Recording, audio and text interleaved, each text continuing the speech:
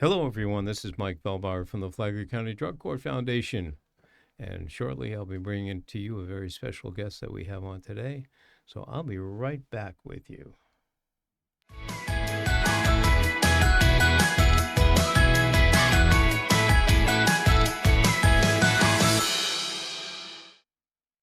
Well, again, Mike Feldbauer from the Flagler County Drug Court Foundation, and today I have a very special guest. I have Jaclyn Broyles, if I'm pronouncing it correctly. You are. Who's a previous Flagler County Drug Court graduate. Yes. And she's here. We're going to be talking Twice. a little about her story and how she, or whatever she feels comfortable talking about.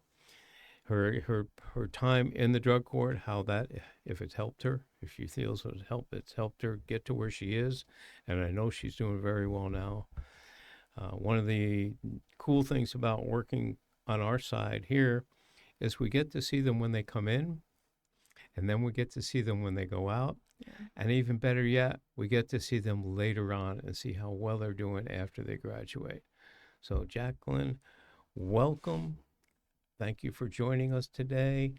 Remember, you're only talking about things that you're comfortable with. Yes. So, thank you for having me. Tell us a little bit about what you feel comfortable about, your story, where you started, how it ended. You don't have to go into deep details, but just let us know what you're going through.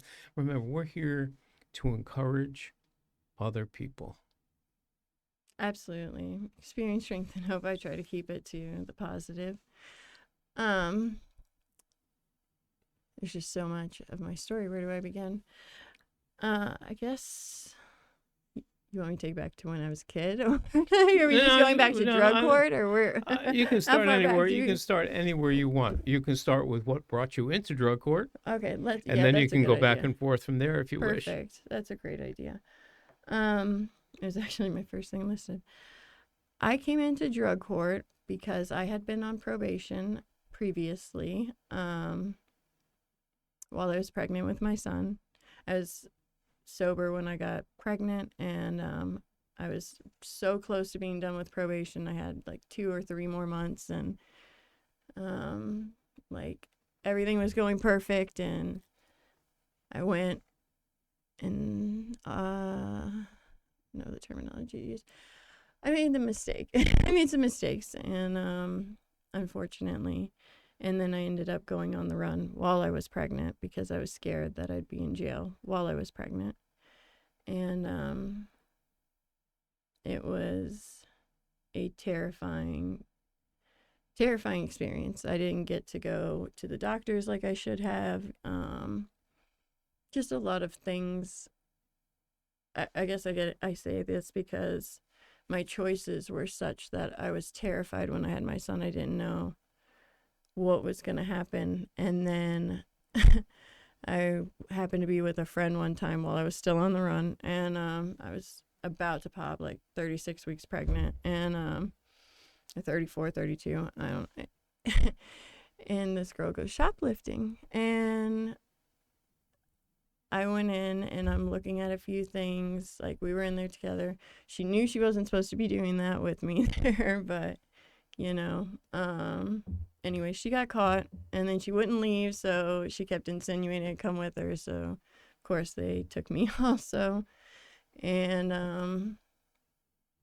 I came very close to having to deliver my child alone with 2 deputies handcuffed to a bed, a hospital bed. When I got to jail the first night, and the next morning they took me to their jail doctor, and she said my blood pressure was super high, and that I needed to go to the hospital like right now. Like, the blood pressure was just way too high, and even the baby's blood pressure was high, and because I had been crying all night, like I'm sure that had something to do with it. I was pretty scared. And so we go to the hospital, which was one of the most dehumanizing experiences of my life, being wheeled in with a jumpsuit on, handcuffed to this bed. Like, every nurse looks at, it's just, they try to be nice, and it's fine. I get it. But they're not the same as, like, when I had my daughters, it this was not the same experience, obviously. And I thought I was going to have to deliver him. They told me I couldn't call anyone or tell anyone. They were going to induce the labor because my blood pressure was so high, and that I was going to have to deliver him myself, and then that they would call his father or family member to come pick him up, and I'd be taken back to jail. And that was some of the most terrifying, and although I beyond deserved it, just so terrifying. And I remember praying to God and like, God, I know I don't even deserve to like talk to you right now, but I'm like ashamed to even ask for help, but I need help. Like, I'm scared. I'm really scared. And it happened so fast. Like, I had these two deputies. Like, I was chained to the bed. It was, they had to sit there and watch the whole time. And, like, that's how I thought this delivery was going down. Like, just so uncomfortable. They were nice, and they were really nice. It wasn't that. But it was just not the ideal situation you want to be in. And all of a sudden, one of the deputies comes over to me. He's like, I didn't want to tell you until I knew for sure because I didn't want to get your hopes up. But they're bringing your stuff and they're going to ROR you so you can have your child and have people come. Have your boyfriend or your mother or whoever come to see the baby be born. And like, I was in such shock, like the joy, like only God could have done that because the judge had already said he didn't want me being released. The prosecutor didn't want me being released. Like, it was not, like, only God could have pulled it off. That's all I can say. And I did end up getting to call my boyfriend to come, but then he left right before, like, he had to go let the dog out because we had been waiting and waiting. And then I had to have a C-section, emergency C-section, right after he left. So I ended up having to do it by myself anyways. Mm-hmm. But I almost died on the operating room. The doctor said that I was hemorrhaging from the C-section, and every bag that they put in would come out. And then they put another bag in, and that whole bag would come out. Like, and they put in, she said I had to get a full transfusion. Every drop had to be replaced because it just kept. And I was like, when she told me that, when I woke up, I was in such, like, I guess I didn't really get it at that point. She's like, you really have to get help because I don't know how you survived. Like, you were white, you had blue, like, I did not think you were going to live, so, like, at all. So she's like, I'm still confused. And she was a black woman, but man, she just always looked pale when every time she talked to me very seriously. Like, she's like, usually when I think that about people, they don't make it, like, that doesn't happen. And it took me a little while to realize, like, that was a blessing, that was God fighting for my life. Truly, I believe that the enemy is constantly trying to do things to divert our purpose and our goal. And after, it took a little while because my son was in the NICU for a little while, and for a month actually, but he was perfect. Like, every test healthy, no problem. Like, it's embarrassing to talk about being, making poor choices that you shouldn't make when you're having a child. Like, but I have to say it because God deserves so much glory for that. Like, the fact that he was okay, that I survived, is such a testament to he loves us even when when I thought I was unlovable, and like keeping my baby okay. Like, so that's what motivated me to want to be sober. Like, after that, I was like, and it was hard. It was very hard because going to the NICU, you're got a lot of judgmental things going on, understandably. But me, as the person I was, I always wanted to use to cover those feelings. I thought, I don't want to think about it, like, I want to hide from it. And this was the first time that I didn't do that, even though it was really hard because I had to deal with CPS initially.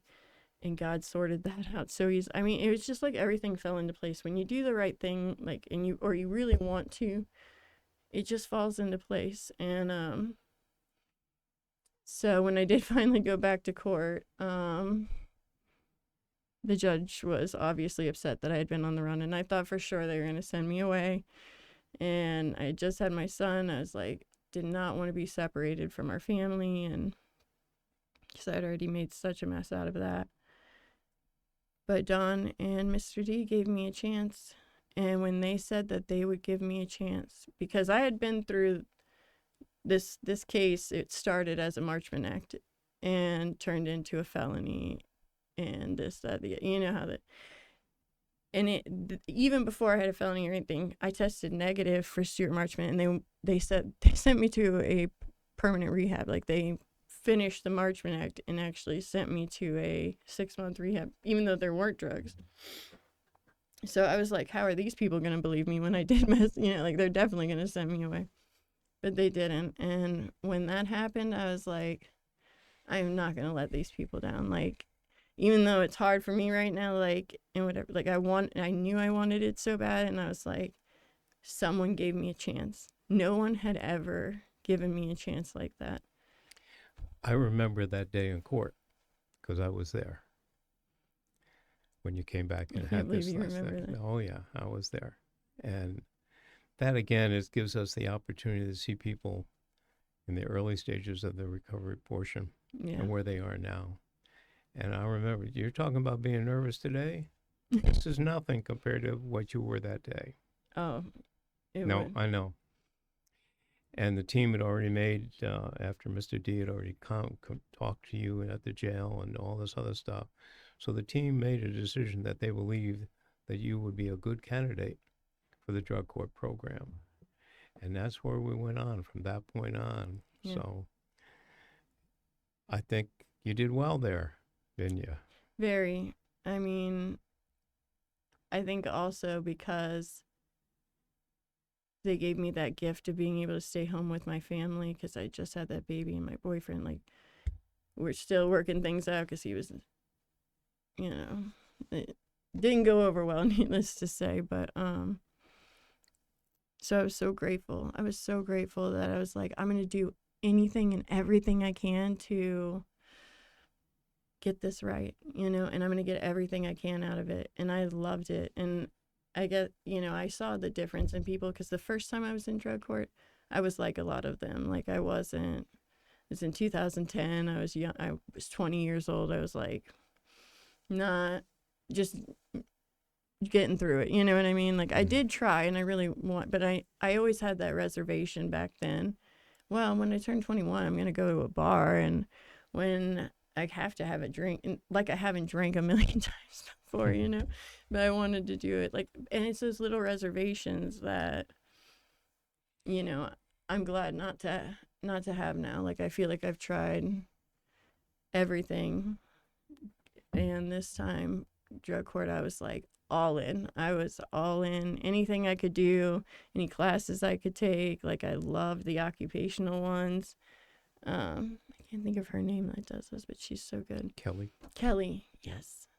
And really had fun getting to see that, like, my mind was coming back. Like, I was able to do these tests with her and really enjoy them, wanting to go back to school. Like, I love the camaraderie of it. Like, I loved going to classes and having people to, like, interact with. I was talking to Lori, at the conference this weekend. I was like, I miss seeing everybody, you know? It's like, you get so used to having this kind of, like, family tribe, and then when you leave, you think it's gonna, maybe not everybody's like that, but I definitely got sad. I definitely miss seeing everybody and having those things to do. So I had to find, fill my time. I started getting involved with the church, and I recently went to an addiction ministry conference. So I'm trying to get a group of girls together that might want to, just go in and share our testimonies and what God's brought us through. And, because I just think it's something I don't know how far I can go on this, You but can go anywhere you want. as far as really Christianity, but I couldn't do it until I had God, until I gave my life to God. It just did not work. And I feel like so many people, and it treated I had gone into a psychosis during my last run, like bad. I mean, God just like really restored my mind, my spirit. I can read again. Like, I mean, I really had gotten dysfunctional towards the end. And I feel like so many people just don't know that there's that option out there, you know? I think that's an important thing. We talk about it on many of these broadcasts that people have to know that if they want it, there's help here. Yeah. You got to really want it. And obviously, this time you really, without doubt, Oh, man. wanted it. So And then you did everything within the program to do what you needed to do to keep moving on. And then you went outside the program to continue to add to it because it's far beyond. And as we see, and as we talk when we get to drug court graduations, we tell them this isn't the end. It's the beginning. And doing what you're doing now, learning how to reach back and pull people up from where you were to where you are, that's incredible. Knowing that you want to help people. Yeah. And part of being able to help people is being able to tell your story, to let them know that there is hope. Yeah. That's Absolutely. the key. And what we try to do also is we try to make sure people in our community understand. And I say this time and time again, and I don't have any problems doing it. Our community can be part of the solution or they can be part of the problem. Yeah. And if they want to be part of the solution, they have to have a better understanding what causes people to get into where you were. Most of it's early life trauma, one form or another. It can be medical stuff or other, injuries that take place, and you just try to cover up the pain and didn't do it effectively because the medical didn't take care of that portion of it.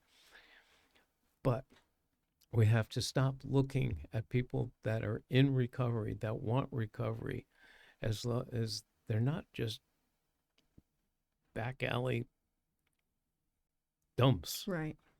Okay, this isn't some movie that you get out of Hollywood. It's not in back alleys in New York, Chicago, L.A. This is in every neighborhood. There are no boundaries, no physical boundaries, no ethical boundaries, no ethnical boundaries. See, you don't have to feel bad. That it can happen to anybody. Rarely have I met anybody in the last 12 years I've been doing this that somewhere in their friend circle or their family circle, there hasn't been somebody who has suffered with some form of substance abuse. Oh, yeah. And they got to understand there's reason for it. And until you dig out the reasons, you can work a program and, be clean. Okay? But if you don't work the program, then you get clean. And then you use that clear mind to go back and say, what caused it? And how do I work on that? So triggers don't bring me back to where I was. Yeah. That's the important part. That's Very important. That treatment. And you have to make that decision. I don't want to ever go back. So what's it going to take to never go back? Well, part of it is understanding what brought you there. And how do I avoid going back there in my head? Because the past is all in your head. Yeah, Okay, absolutely. We tell everybody, absolutely, just look at the car. The rearview mirror is the small one. The windshield's the large one. We use the rearview mirror to look back every once in a while so we don't get rear-ended. But what we're concentrating on is the windshield. We're going forward. And if you concentrate on going forward instead of going backwards, you're going to make it. And every day it becomes a longer time and a longer time. And you stop going to meetings and say, hi, my name is X and I'm an addict. No. At some point in time, oh, my name is this and I'm in long-term recovery. Yeah. If you want to know what it was like, come talk to me. We'll help you. And that's what the Drug Court Foundation is about. We try to eliminate some of the pressures that are on the participants. I don't know what that was. Don't worry. Take some of the pressures off of the participants so they can concentrate on their recovery. Yeah. Little things. We do job training. The skills, the life skills that you used to attend on Thursdays with Kelly, as part of it, so you can develop different areas, so we can guide you to, if you want to come in and do a different type of work than you did before.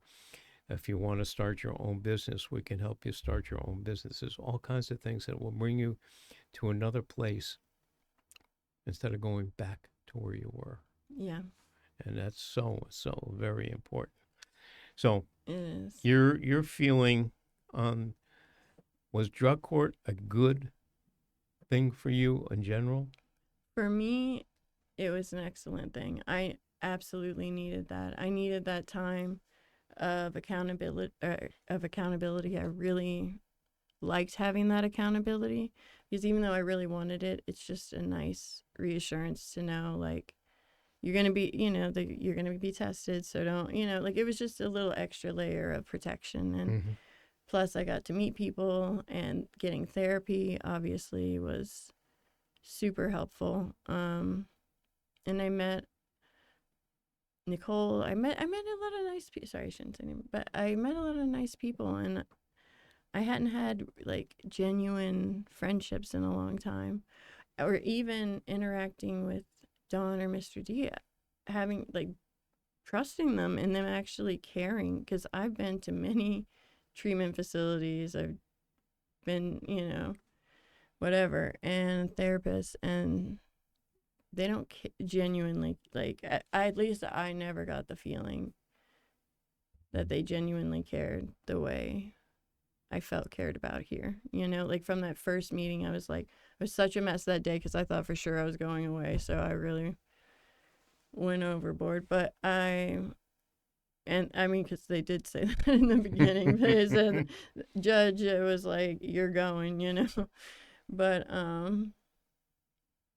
I was so grateful that that didn't happen, and that just motivated me. Like, I was just so excited. I was like, I'm gonna get this right. I'm gonna get everything I can out of this. And I really didn't want to let them down. And obviously you can't just stay sober for something like that, but it definitely helped me. Like, the place where I was when I came in, Yeah. I had my son and my family, and working on that, like, that was so important. And so to have two more people that, like, I felt like really cared about me and wanted the best for me, and I knew the judge did not agree, so I was like, I am not going to make them look back. Like, I'm going to make this point, that I can do it. Yep. I can do it. And I could totally understand why he didn't think I could, because he had, during the Marchman Act, he had said, I'm not sure you can. And I was like, yes, I can. I was so, like, confident. Cocky, I think was the word. Yes. Okay. Yes. And I don't go about it like that anymore. No, you don't. I'm very cautious. I don't ever think I got it, or, I know that I have to be careful. I mean, I have to be really careful. And it's scary because when you've struggled for as long as I have, and you've seen so many people, you've lost so many people, and how many times I came, like, beyond, way too close. I mean, just in that aspect, not to mention all the other dangerous things that I put myself in positions of. But once fentanyl came out, it was terrifying. And they didn't tell me. I had been up north for a few years sober, and when I came back down here, I did good for a little while, but then, like, I was just depressed, whatever. I messed up, but I didn't know about the fentanyl thing yet. And I mean, I had to get Narcan numerous times. I mean, it got really, really scary. Like,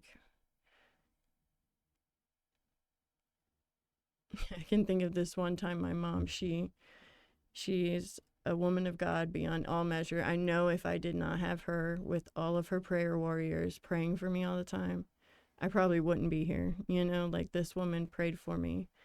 But one time, she found me, and I was on the ground. I don't know how long I had been out, but I know I was, like, super deep, and it was way deeper than any of the other times. And I heard her scream my name, like, Jaclyn, like that, and that blood curdling, like, fearful, like, terrifying. And I jumped to my feet. Like I heard it even out and jumped to my feet. And I always say that was the Holy Spirit, like working through her to bring me up. Cause she even talks about it now. Like I was laying on the floor, completely unconscious, and then just when she screamed, cause she, you know, and I jumped to my feet, literally to my feet. I've never had that happen. Like it was boom, like this jolt back to life. And, I just knew that was God. Like I was like, God had mercy on me, whether it was for me or her, both of us, but he just was so merciful. And it's scary because you don't realize, or I didn't realize the kind of situations I was putting my family in, like how awful that must have been. She had already lost a son when I was younger, so I'm her only child, so to put her in, those are those things I have to remember, and I like remembering and talking about them because I often actually kind of reflect on a lot of stuff that I don't like that happened, just because it reminds me where I don't want to go anymore. Okay. Like I just don't. It's too dangerous. It's not like it. Like there's a lot of other bad things too, but like you can't dabble anymore. That's not a thing. You can't just weekend warrior Mm-hmm. because you're playing Russian roulette every single time. And I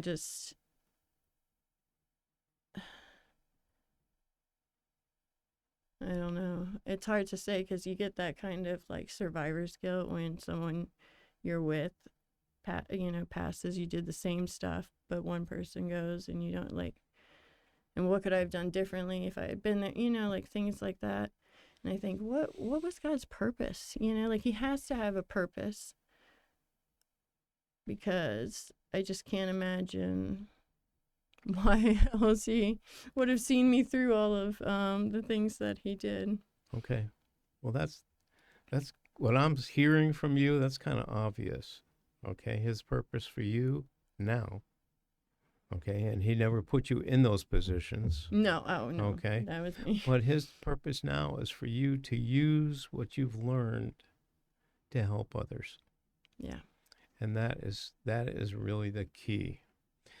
Um, for us, for believers, we know we're supposed to be servants. yeah, Okay. So, and there's no one person that can serve in 10, 15 places at the same time.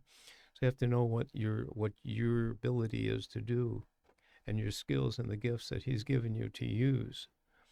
And obviously he's given you this gift to reach back and to help others. And as you reach back and help others, that keeps you moving forward at the yeah. same time. So, Jaclyn, I want to thank you for coming in today. I know this was a hard decision for you. You've been nervous. Um, but what you've been able to tell the people that are going to listen to this and watch this is very important. Okay. Because it gives them hope. There's so much hope. Okay. I don't want to pin you on anything, but if you don't mind, how long were you totally involved? How many years were you totally involved in the world of addiction? Well, so I started I started using in a very interesting way how it brought me back. I moved here when I was I moved back here when I was like 12 years old, and I had been bullied at my last school. So I came into this new school and I was like, the only thing I cared about was having lots of friends and being popular. Like I was like, I'm not going to be bullied. My parents had just gone through a divorce too. And I mean, so I was like, you know, going through, and I mean, bullied bad. So I was like, just gonna make friends and then be popular, and so be it. We're only in sixth grade. I mean, Well, the popular kids at my school at that time happened to be into all the things that adults or that that you would be in later. And then I remember the first time going to stay the night at this. She was the very most popular girl in school, and I was so excited I couldn't believe it. And I was playing with my Barbies before I went, And when I got to her house, she tells me, we got to get dressed. And she pulls out all the stuff, and she's like, we're going to go to a party, a rave, like a rave at a house and take ecstasy. And I was so naive. I had no idea what that even was at that point. Like, what the school I came from was like very different, very different. And I was like, oh, okay, yeah, like, sure. And we did end up taking it, and that was the beginning of the end, because we were with people that just, they were going to do whatever they were going to do anyways. And So you're talking 12, 13 years old, 11, 12, 13 years 12, old. and we were with 20. They said they were 21, but I imagine they were probably a little older. All right. But yeah, so that's where it kind of began. So I did drugs after that night. Like, I became very depressed, and I had, everything that transpired, that loss of control, and not, like, I was so young, I had no idea what sex even was. So to have that happen was like, it really messed me up. So I kind of, in school, dabbled in like things, but nothing. I mean, well, it's crazy for someone that age, no matter what, but it wasn't like what happened later. And that was taking place here in Flagler County? Yeah. In Palm Coast? Yeah.